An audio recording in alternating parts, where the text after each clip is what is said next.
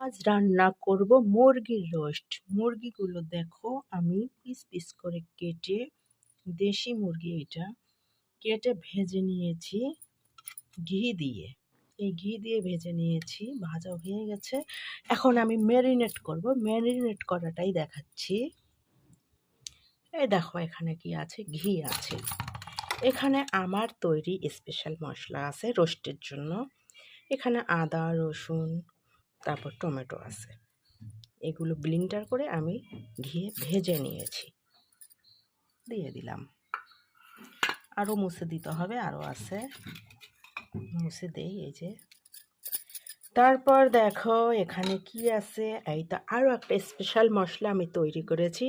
এখানে আছে কাঁচামরিচ, আছে হচ্ছে বাদাম ভেজে ক্রাশ করা, তারপর আছে তেঁতুল, তারপর আছে টক দই, তারপর গোলমরিচ ক্রাশ করা আছে।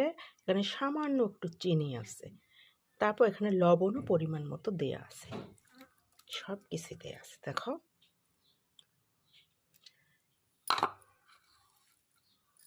আমার হাতের রোস্টটা খুব মজা হয়, সেই মজা হয়। ঘি ছাড়া রোস্ট করে কোনো মজা নাই, মজা পাই না আমি। ঘি দিয়ে দিলাম, ঘিতে ভেজেও নিয়েছি, আবার ঘি দিয়েও দিলাম, মেখে নিচ্ছি আমি। দেখো এটা এভাবে ম্যারিনেট করে 1 ঘন্টা রাখতে হবে। 1 ঘন্টা পর এটা রান্না করতে হবে। এই তো এখানে এখন দুধ দিতে হবে। দেখো দুধ দিয়ে দিচ্ছি। ওয়াও, কি এক্সেলেন্ট! এখনই মনে হচ্ছে খাই। কি ফ্লেভার, কি একটা ফ্লেভার আসছে, অদ্ভুত একটা ফ্লেভার আসছে। দেখো কত মজাদার হবে আমার রোস্টটা। এখানে 2টা মুরগি আছে, 2টা মুরগি রোস্ট করছি। ম্যারিনেট করা হয়ে গেল আমার। এখন এই দেখো কি দিয়ে দিচ্ছি।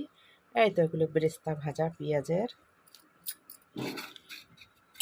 এগুলো আমি শিখেছি আমার মায়ের কাছে আর আমার চাচির কাছে।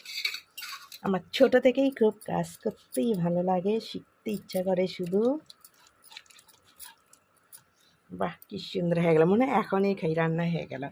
এভাবে এখন 1 ঘন্টা রাখবো, ফ্রিজে ঢুকে রাখতে পারলে বেশি ভালো। 1 ঘন্টা পরে এটা রান্না করে নেব, খুব একটা বেশি সময় আর লাগবে না।